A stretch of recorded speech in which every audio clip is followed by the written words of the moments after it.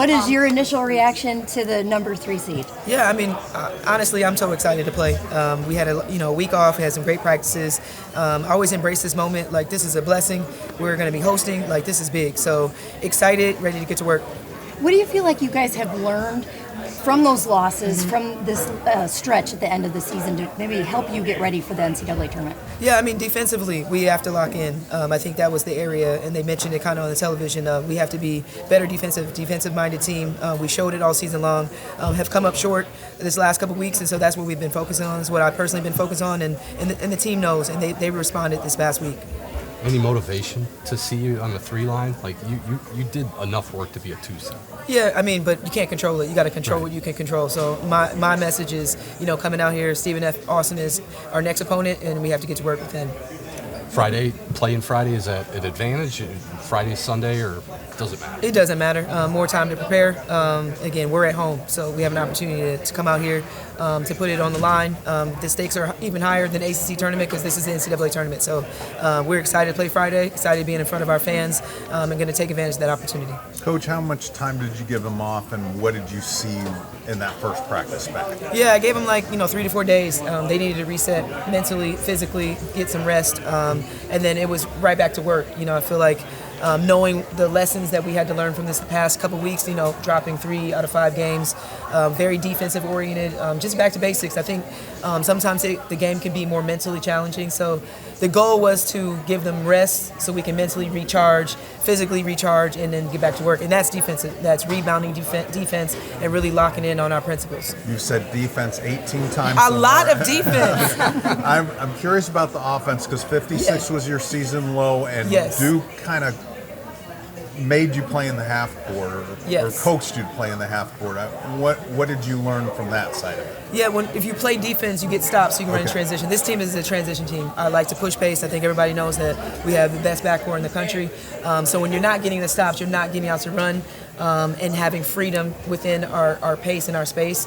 So I think that's what forced. It was so much pressure in the half court, and unfortunately, we didn't execute as we normally do. But I mean, offensively, I've been working on that as well. But I really wanted to go back to our defense, and then now. Finding out what type of strategy that we need to do versus Stephen F. Austin will, get back to our, our offensive execution.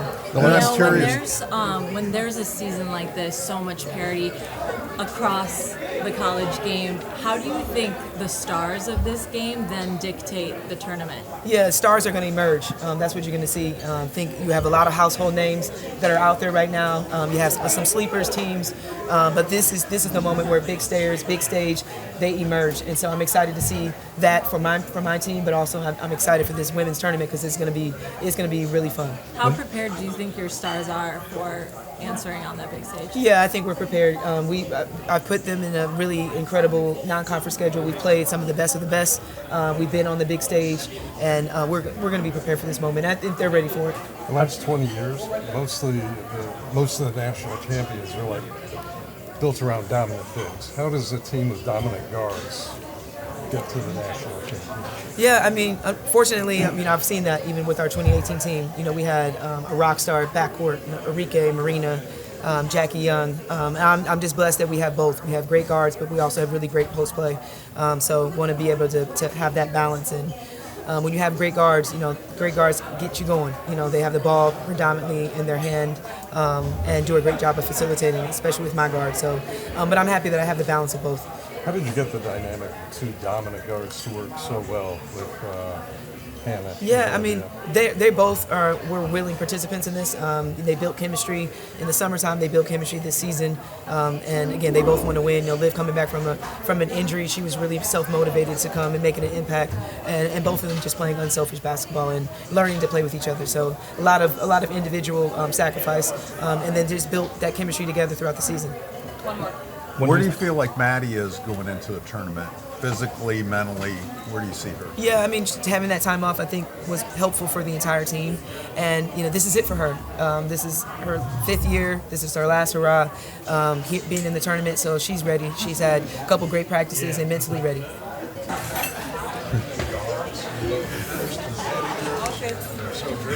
this like a jersey? Did you have that before you came here to kind of Yeah, I think it could definitely be a jersey thing. I think we all the guards, we play with just this grit, and we play with this chip on our shoulders, and you know that's important. I know for me, coming from Jersey, playing with boys, I know it definitely gave me that chip on my shoulder. But I think it's different. Jersey girls are just different. How were you able to do such incredible chemistry together against this dynamic? Yeah, I think both just being two dynamic guards, we kind of understand each other. We know kind of where to swing this person the ball. We just know just being two great guards, so it just happened to click. Yeah, how surprising was the 3 seed? Did you guys do enough to deserve it too? You know, we're blessed to be in this opportunity to be ranked as high as we are right now and to be able to host at all. So we're just grateful for the opportunity. So we're not really worried about the seeding or where we're going, but it's a blessing to be able to play another game. Leah, too, you've waited a long time for this to play in an NCAA tournament. I'd like your thoughts on that. And also, are you close to being able to get rid of the mask? I'm super excited to be able to play in an NCAA game, especially with a great team that we have here. And comments on the mask, hopefully soon. Yeah. This is for both of you, but just to end the season the way that you guys did, how much do you guys feel like you've learned from that experience, and how can it help you now as you go into the NCAA tournament? The NCAA tournament is a whole new season. We're 0-0, so we're just, we're trying to get back, trying to be better at the things that we didn't do so great in postseason, and just be better. I think we learned a lot about ourselves individually, and as a team, we're still learning, and we've learned a lot about trusting each other. And so, especially in practices are tough. We're just learning how to put our trust in each other and not worry about all the outside noise and the crowd and whatever else is going on around us. How hungry are you guys to get back at it? Yeah, we're extremely hungry, especially after kind of how we died off at the end of the season. So it gives us another fight, something else to fight for. And it's a lot of the girls last time putting on a Notre Dame jersey. So it's important that we stay locked in and knowing that each game could be our last game. What do you learn from an experience like last year in reaching the Sweet 16 and obviously the classes before you also reach the Sweet 16? And what do you really take away from a run like that? Yeah, I think I've learned a lot, matured a lot since last year. But I think it's important to know that, like Tu said, it's a completely different season. And so it's just a matter of playing every game like it's our last game, because anybody can be beaten on any given day. And so just trusting in each other and playing with that dominance that we've been playing with. You two, can you talk about what you see that makes Hannah and Olivia special, and what makes that dynamic? I mean, they're really two great guards. I don't know, we haven't seen something like this in I don't know how long. Just having these two people lead our team, I think is something special. They can get a bucket, she can get a stop, they can pass the ball whenever. It's just like the versatility that they have is something special that not a lot of teams can't say that they have. When there's a season like this one where there's so much even play across the entire college game, how do you expect the stars to emerge and impact this tournament?